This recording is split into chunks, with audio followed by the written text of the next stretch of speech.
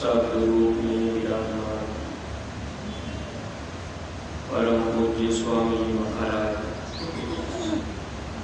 पूज्य महाराज जी के चरणों में कोटि कोटि नमन प्रणाम करते हुए संस्था के सभी वरिष्ठ पदाधिकारी सदस्यगण, सभी सत्संगी धर्म भाई बहनों, जिम्मेदार सेवादार कर्मियों को सादर जय। परमार्थी प्रेमी भाई बहनों, इस धरा भूमि पर जब जब महापुरुष आए, हम जीवों को उस मालिक के पास तक जाने का रास्ता बताकर निरंतर महात्मा हम जीवों के हित के लिए प्रयास करते रहे, लेकिन मनुष्य रूप में देख करके हम सब लोगों को भी शंका बन जाती है, जबकि महापुरुषों ने पहले भी इशारा किया, गुरु मनुष्य नहीं होते, गुरु हाड़ मास का पुतला नहीं होते। इस मानव जीवन में सब भेदी महापुरुष जब मिल जाते हैं तो महापुरुष शब्द से जीव को जोड़कर जीवात्मा को निकट पहुंचा देते हैं। जब तक शब्द का भेद, नाम का भेद जीव को नहीं मिलता तो जीव अपने निज घर नहीं जा पाते। जब महापुरुष नाम का भेद दे देते हैं, नाम की दौलत जीव प्राप्त कर लिए, अगर गुरु के बताए रास्ते पर जीव चलने लगते हैं तो धीरे धीरे कर्मों की जब सफाई हो जाती है, तब ये शब्द जीव को चुंबक की तरह खींच लेता है। जैसे चुंबक को लोहे के पास ले जाया जाए, अगर लोहे के ऊपर जंग लगा होगा तो चुंबक उसको सही ढंग से नहीं पकड़ पाता। जब वो लोहे का जंग खत्म हो जाए तो चुंबक दूर से भी लोहे को खींच लेता है। ऐसे ही हम सब जी जब सत्संग में शामिल होते हैं, नाम की दौलत हम लोगों को मिल जाती है, लेकिन हम लोगों के अच्छे बुरे कर्म जो जीवात्मा के अंतःकरण में जमा हुआ है, अब वह कर्म जब तक साफ नहीं होता तब तक शब्द जो है जीवात्मा को खींच करके बाहर नहीं कर पाता। जब वही कर्म साफ हो जाते हैं, शब्द जीवात्मा को खींच लेता है, फिर इस जीवात्मा को निभर वो शब्द ही पहुँचाता है। गुरु भी शब्द भेदी होते हैं, इसीलिए शब्द भेदी महापुरुष जब मिलते हैं सभी जीवों को नाम का भेद मिल पाता है। नाम दान लेने के बाद कई कई साल भी गुजर जाते हैं, फिर भी हम लोगों को शब्द का आभास नहीं हो पाता है। इसका मूल कारण ये होता है कि हम लोगों के ऊपर यानी जीवात्मा के ऊपर जो कर्मों का जंग लगा है, चाहे वो अच्छे कर्म हो या बुरे कर्म हो, अब ये कर्मों के जंग की वजह से ये जीवात्मा शब्द के साथ जुड़ नहीं पाती। बहुत से प्रेमी भाई बहन कुछ दिन साधन भजन करने के बाद उनके मन में ये भाव पैदा हो जाता है कि हमने तो इतना दिन प्रयास किया, लेकिन हमको दिखाई सुनाई नहीं दिया। कुछ प्रेमियों को जब सद्गुरु नाम दान देते हैं, उसी समय ध्यान भजन में बैठा कर कुछ जीवों को महापुरुष अनुभव करा देते हैं। कुछ जीव थोड़े बहुत साधना जब करते हैं, अंदर में जब अनुभव होता है लोग अगर किसी से बता दिए कि हमने अंदर में आज प्रकाश देखा, हमने ज्योति देखी, या आपने कुछ भी देखा, अगर आपने बता दिया, सपने में भी सद्गुरु का दर्शन हो, तो साधना करने वाले प्रेमियों को कभी किसी को बताना नहीं चाहिए। जब बर्दाश्त करने की, पचाने की क्षमता बनती जाती है, तब सद्गुरु वो दौलत हम जीवों को देते हैं। जब तक हम लोगों के अंदर बर्दाश्त करने की क्षमता नहीं रहती, तब तक वो दौलत सद्गुरु नहीं देते। इसलिए परमार्थी प्रेमी भाई बहनों, जो भी प्रेमी भाई बहन जिनको कुछ साधन भजन में दिखाई और सुनाई दिया, अगर आपने किसी को बता दिया तो फिर वो मालिक बंद कर देता है। फिर बाद में हम आप परेशान भी होते हैं, अब दोबारा जल्दी दया हो जाए। फिर दोबारा वो चीज़ महापुरुष जल्दी नहीं देते। इसलिए गुरु के वचन जब हम आप पकड़ लेंगे, साधन भजन करते समय जब कुछ दिखाई और सुनाई दे जाए, तो कभी भी किसी को बताना नहीं चाहिए। सपने में भी अगर गुरु महाराज हम जीवों को मिल जाए, कुछ कह दें, तब भी हम आप किसी से इस बात को न कहें। अगर हम आप कह दिए तो फिर हम आप काल के दायरे में चले जाते हैं, यानी गुरु के वचन को हम लोगों ने काट दिया, मन के कहने में हम आप चले गए। ऐसे जीवों का नुकसान हो जाता है। स्वामी जी महाराज के समय में बहुत से लोगों ने साधना की, साधना करने के बाद बहुत से लोग गिर गए। स्वामी जी महाराज ने कहा था, आगे भी लोग साधना करेंगे, लेकिन बहुत से लोग गिरेंगे। गिरने का डर इसलिए रहता है कि हम लोग गुरु वचन पर ध्यान नहीं रख पाते। अगर गुरु के वचन याद रहे तब तो हम आप बच जाएं। अगर वचन नहीं याद रहता तो कहीं न कहीं हम आप गिर जाते हैं। देखिए, स्वामी जी महाराज के विधाम जाने के बाद अब जगह जगह बहुत से लोग गुरु महाराज के नाम से ही, यानी जय गुरुदेव नाम से ही, लोगों ने अपना अलग अलग मठ बनाना शुरू किया। अलग अलग विचारधाराएं लोगों की हो गई। कोई झाड़ फूक का काम करने लगा, कोई बीमारी परेशानी तकलीफ ठीक करने लगा, अब कोई अपना अलग संगठन बनाया। लेकिन परमार्थी प्रेमी भाई बहनों, काल मत यानी मन मत, इसी मत में जीव फंसते चले जाते हैं, क्योंकि हम सब अज्ञानी जीव केवल अपनी तकलीफों को देखते हैं। जैसे शरीर को कोई बीमारी लग गई या घर परिवार में कोई तकलीफ में है, घर में बरकत नहीं रहती है, अब हम आप घबराते हैं कि कहीं इसका इलाज हो जाए। अगर कोई झाड़ फूक कर दिया, अब आपको थोड़ा लाभ मिल गया, तो ये मन कहता है कि भाई हमको तो वहाँ लाभ मिला, अब तो हम वही जाएंगे। फिर धीरे धीरे हम आप वही लग जाते हैं, गुरु के सच्चे रास्ते को छोड़ देते हैं। जहाँ जीवात्मा का कल्याण होता है, वह रास्ता हम लोगों का छूट जाता है। फिर हम आप उधर की तरफ फंस गए।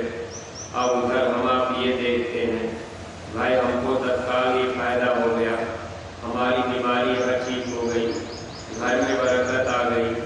अब ये कोई मुकदमा अगर जीत गया तो अब मन में भाव आ जाता कि भाई हम तो इनको ही मानेंगे। परमार्थी प्रेमी भाई बहनों, काल भगवान के इस देश में रिद्धि सिद्धि शक्तियाँ भी बहुत बड़ा काम कर जाती हैं। अगर हम आप उन्हीं के द्वारा थोड़ा बहुत यहाँ लाभ पा लिए, कोई अगर हमको आपको थोड़ा बहुत लाभ दे दिया, हम लोग उनकी बातों को मान गए, फिर हम आप गुरु का रास्ता छोड़ दिए, तब तो हम जीव धोखा खा जाते हैं। क्योंकि काल के देश में अगर काल भगवान ने कोई बीमारी या कोई ऐसे साधु महात्मा आपको मिल गए या कोई झाड़ फूक करने वाला मिल गया, अब वो आपकी तकलीफ को दूर कर दिया, या कोई प्रति बाधा है उसने दूर कर दिया, तो वो प्रति बाधा हमेशा के लिए दूर नहीं होती। वो कर्जा उस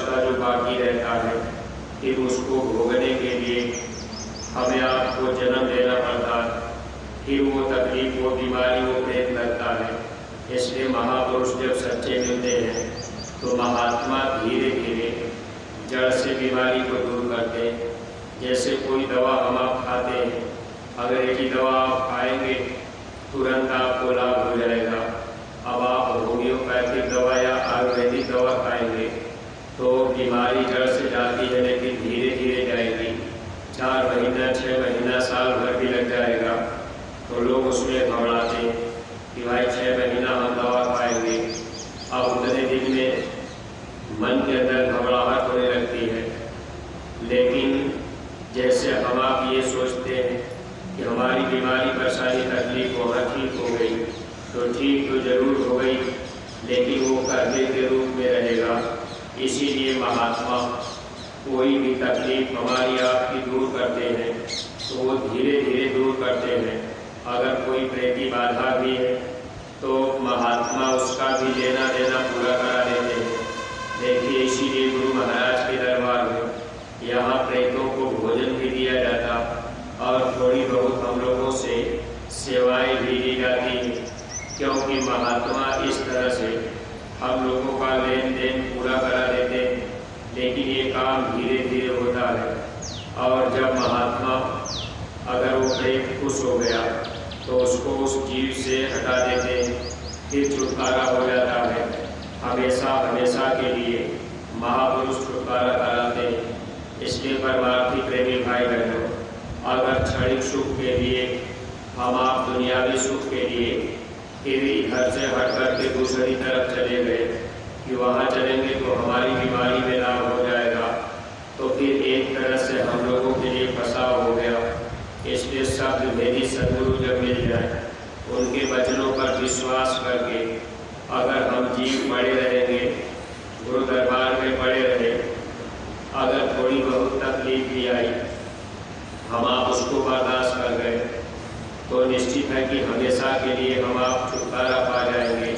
इसलिए महात्माओं ने ये बात पहले लिख दिया था, द्वार धनी के पड़ रहो, धक्का धनी का खाए, कहो तो गुरु निवाजी है, जो दर छाड़ जाए।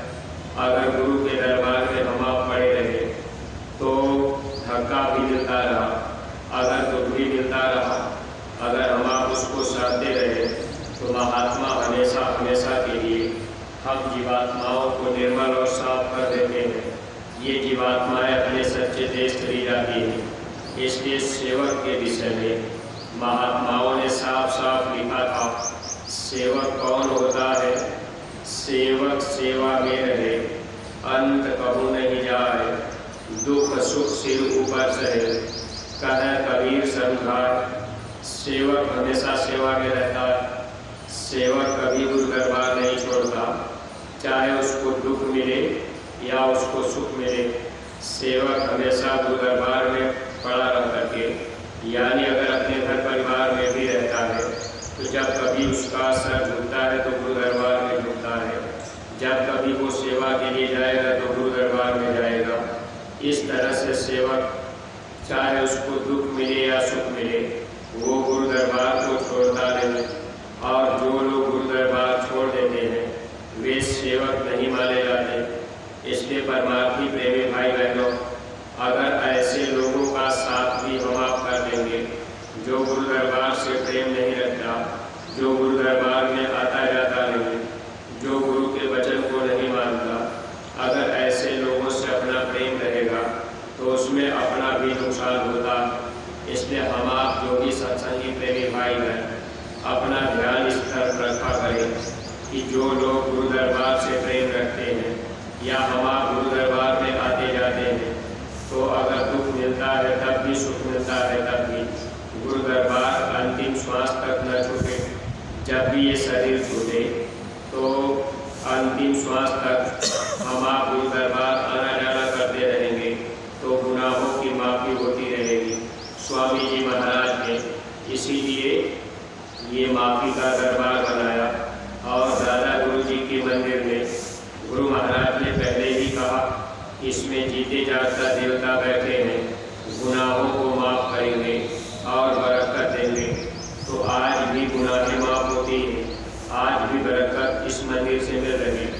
लेकिन बहुत से प्रेमी भाई बहन अगर हम आप अज्ञानता भूल भ्रम में किसी के कहने में ये बात भूल गए या छोड़ दिए कि भाई अब तो गुरु महाराज नहीं है तो अब मथुरा क्यों जाए, तो इसमें अपना नुकसान होगा, क्योंकि गुरु हाड़ मास का पुतला नहीं होते, गुरु मनुष्य नहीं होते।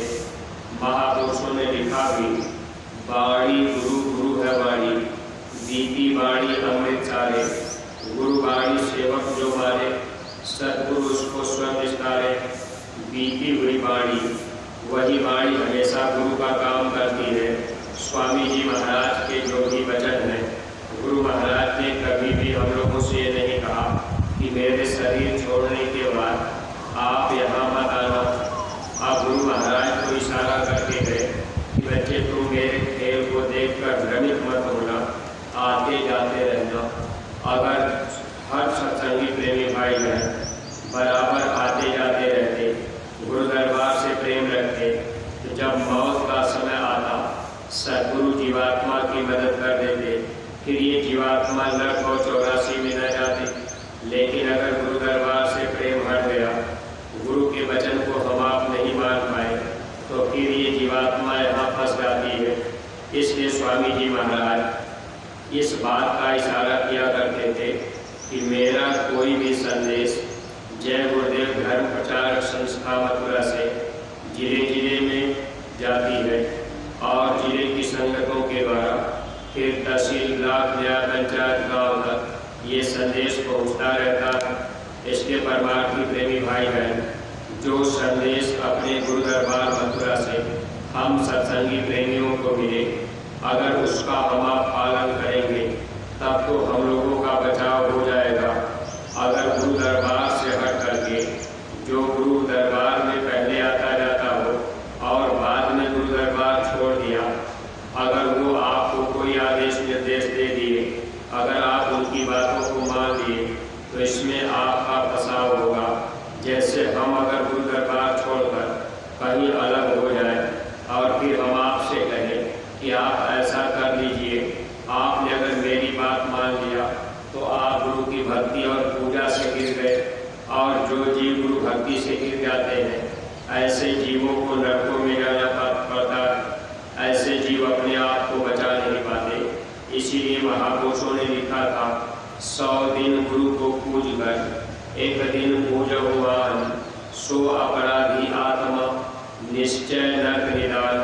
100 दिन आपने गुरु की पूजा किया, एक भी दिन अगर आपने दूसरे की पूजा कर लिया तो ऐसी जीवात्माओं को अपराध लगता है, ऐसी जीवात्माएं नरकों में जाती है। पूजा का मतलब कोई रुपया पैसा माला फूल से नहीं होता, पूजा केवल गुरु के वचन की। अगर हम आप गुरु के वचन को मान रहे तब तो गुरु की पूजा हो रही। अगर गुरु के वचन को आप नहीं माने, अगर आपने मेरी बात मान लिया तो मेरी पूजा हो गई, दूसरे की बात आपने मान लिया तो दूसरे की पूजा हो गई। इसलिए प्रेमी भाई बहन हमेशा अपना ध्यान गुरु की भक्ति के तरफ और गुरु की पूजा की तरफ रहे, ताकि गुरु खुश हो जाए और इस जीवात्मा का जन्म मरण के देश से छुटकारा हो जाए। हमेशा हमेशा के लिए हम लोग सुखी और आज़ाद हो जाए, ये प्रार्थना हम आप मालिक से करते रहें और बराबर अपने को गुरु दरबार से जोड़े रहेंगे। जो आदेश हम लोगों को गुरु दरबार से मिलता है उसका पूरा पूरा हम आप पालन करते जाएं। जैसे इस समय गांव गोद लेना और एक एक गांव की जिम्मेदारी सत्संगी प्रेमी भाई बहन ले और उस गांव में गुरु महाराज के संदेश वचन को बतावे, सुनावे, समझावे, नए लोगों को भी गुरु दरबार तक ले आवे, ये काम हम लोगों को विशेष रूप से दिया गया। अगर हम लोग इस पर ध्यान नहीं देंगे तो इसमें हम लोगों को धोखा खाना पड़ेगा। इसलिए हर सत्संगी प्रेमी भाई बहनों के लिए ये बात बताई गई कि सब लोग एक एक गांव को गोद ले लेंगे और गुरु महाराज की वचन वाणियाँ घर घर तक पहुँचाएंगे, जन जन तक पहुँचा देंगे, ताकि जन जन के जुबान पर जब जय गुरुदेव नाम आने लगेगा तब हम जीवों का भी छुटकारा इस देश से होगा। स्वामी जी महाराज हम लोगों की भलाई के लिए इस रास्ते को इतना सरल किए। पूज्य महाराज जी ने जब आदेश किया कि प्रत्येक सत्संगी एक एक गांव को गोद दे दे, तो हम आप इन बातों पर पूरा ध्यान नहीं दे पाए। अगर बातों पर हम आप ध्यान देते तो आज सब के सब सत्संगी प्रेमी भाई बहन एक गांव को गोद लेते और उसमें गुरु महाराज के वचनवाणी की पुस्तक पहुंचा देते। फिर बीच बीच में हम आप आते जाते रहते, कभी उस गांव में सत्संग करा देते, कभी इस मोहल्ले में, कभी उस मोहल्ले में, यानी गांव के लोगों को गुरु महाराज के हर वचनवाणियों से हम आप उनको जागृत कर देते, तो इसका लाभ हम लोगों को परमार्थ में मिल जाता। ये धर्म का काम हम सत्संगी प्रेमी भाई बहनों को करने का आदेश हुआ था। अगर इस काम को छोड़ करके हम आप दूसरे काम में लग जाएंगे, अब उसमें अगर हम आप फंस गए तो फिर अपना ये जन्म, ये जीवन हम लोगों का धोखे में निकल जाएगा। इसलिए गुरु जितना कहे उतना करने पर ही परमार्थ बनेगा। अगर अपने मन से हम आप ज़्यादा कर दिए तो परमार्थ नहीं बनेगा। इसीलिए स्वामी जी महाराज ये बात कहते थे, बच्चे जितनी बात आपको बताई जाए उतना ही आप लोगों को सुनाना। और गुरु महाराज कहते थे महात्मा जितना कहे बस उतना आप करते चलना। अब महात्मा के न कहने पर भी हम आप अगर कोई काम अपने मन से करेंगे तो इसमें फिर हम लोगों का फंसाव होगा। मन के कहने पर करने से जीव को यहाँ कर्म जाल में फंसना पड़ता है, क्योंकि मन का काम है कर्म बनाना। और महात्मा हम जीवों को कर्म जाल से छुड़ाने के लिए आदेश देते हैं। उनको जानकारी रहती है कि ये सेवा कर लेंगे तो इनके कर्मों की सफाई हो जाएगी। मान लीजिए महापुरुष जहाँ सेवा के लिए कह रहे, अब हम आप गाँव गोद ले करके अगर उस गाँव में प्रचार प्रसार करें, अगर ज़रूरत पड़े हम आप उस गाँव में सत्संग भी करा दें, लोगों को गुरु दरबार मथुरा तक अगर उनको ला दें, तो इसका लाभ तो हम लोगों के लिए आत्मा के हित के लिए होगा। अगर आप 10-20 हज़ार रुपया कहीं धर्मशाला में लगा दिए, कहीं दुनियावी कोई मंदिर बना रहा उसमें आपने लगा दिया, गुरु आदेश में अगर आपकी सेवा नहीं लगी तो फिर परमार्थी लाभ नहीं मिलेगा। इसलिए परमार्थी प्रेमी भाई बहनों, गुरु शब्द रूप में हमेशा हम लोगों के अंग संग मौजूद रहते हैं और उनके वचन कभी झूठे नहीं होते। इसलिए शब्द भेदी सदगुरु के वचन को पकड़ करके चलने पर हम जीवों का यहाँ से छुटकारा हो जाएगा। और जो भी हम लोगों को सेवा करने का मौका मिल रहा, उस सेवा में हम सब लोग अपना तन मन धन लगाते चले, क्योंकि गुरु महाराज ने एक बार कहा था आगे ऐसा भी समय आ जाएगा, अभी आपको सेवा करने का मौका मिल रहा, लेकिन वक्त ऐसा भी आएगा सेवा करने की होड़ लग जाएगी, फिर आपको मौका सेवा का नहीं मिल पाएगा। इसके परमार्थी प्रेमी भाई बहन अपने गुरु दरबार मथुरा से जब भी आदेश मिले सेवा का, तो हम आप इस तन को थोड़ा बहुत सेवा में जब लगा देंगे, लोक परलोक हम लोगों का बन जाएगा। जो भी परमार्थी प्रेमी भाई बहन आप गुरु दरबार में आए हैं सेवा के दृष्टिकोण से, तो आपकी जहाँ जहाँ सेवाएं लगाई गई सब लोग सेवा में अपनी अपनी जगह पर लगेंगे। और जो नए प्रेमी भाई बहन जिनको कहीं सेवा नहीं लगाई गई, अगर नए लोग कुछ आए तो देखिए आंवले के बाग में जो पूज्य महाराज जी की कुटिया है, आंवले के बाग में वहाँ साफ सफाई की सेवा, उस सेवा में आप सब लोग अपना समय दे देंगे। बाकी अन्य सेवाएं जिनकी जहाँ अस्पताल पर, गौशाला में और भंडारे में लोग देंगे, जहाँ सेवा कर रहे सब लोग अपनी अपनी सेवा में जाएंगे, सेवा का लाभ सब लोग उठाएंगे।